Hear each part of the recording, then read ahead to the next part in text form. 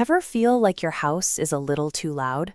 When you have a toddler running laps, a teenager texting at the table, and an aging parent asking for help with their phone, the exhaustion is real. But let's pause and look at exactly this same room a different way.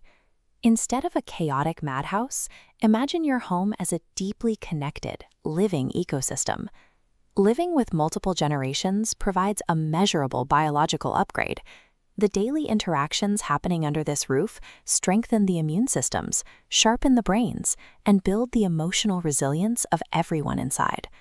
By navigating the constant friction of a multi-generational family, you are giving your mind a rigorous daily workout. We often assume that having kids close in age is ideal for play, but siblings born just a year or two apart often end up in fierce competition for the same parental attention. Think of it like a garden. If you plant two identical saplings in the same spot, their roots tangle, fighting for the exact same sunlight. By spacing out growth, you remove direct competition and replace it with natural mentorship. The younger sibling accelerates their cognitive flexibility, the brain's ability to switch between different ideas, by mimicking the older kids. At the same time, the older sibling develops empathy and leadership by caring for someone smaller than themselves. These gaps transform the household into a self-sustaining garden where every stage of development supports the others. For the oldest members of the house, social isolation is a serious health risk. Without regular, novel stimulation, the aging brain experiences faster cognitive decline and a weaker immune system. Regular interaction with younger generations acts as a biological brain shield against this decline. Teaching a younger person, or learning a new skill from them, forces an older brain to stay engaged with unfamiliar concepts.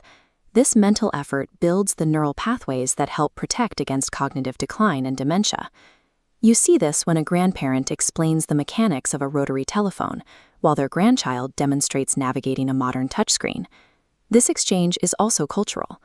Reading Charles Dickens to a child builds the child's vocabulary, while the adult's working memory gets a vital workout.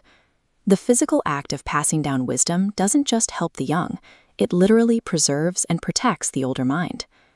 The family ecosystem gets instantly more complicated when a fully grown adult child moves back home with a suitcase in hand. Toddlers and grandparents fall naturally into roles of needing care or giving advice, but merging two sets of independent adults under one roof requires a different strategy. While we look at the solution, let me know in the comments, do you live alone, with a partner, or in a packed multi-generational house? To keep this specific dynamic from collapsing into conflict, the family has to implement clear structural boundaries. Conflict usually happens when families fall back into old parent-child roles. Treating a grown adult like a teenager breeds resentment and stops them from acting independently. To prevent this, parents must mentally reclassify their adult children as guests or tenants, while the adult children must accept the responsibilities of that role. This means negotiating specific house rules for things like rent, groceries, and shared chores. Even things like privacy and overnight visitors should be spelled out in a written agreement. These firm boundaries provide the structure necessary for complex adult relationships to grow without suffocating each other. In many multi-generational homes, there is an even more powerful dynamic at play: caring for a family member with a disability or a chronic illness. While caregiving brings real stress to a home, sharing that responsibility gives the family a common purpose. Studies show that siblings who share these duties often find their personal conflicts drop as they grow closer through the work of helping one another. This daily collective effort turns the household into an engine for empathy, shaping members who are uniquely prepared for the complexity of the world. The noise and the crowded spaces are the raw materials for a unique kind of growth.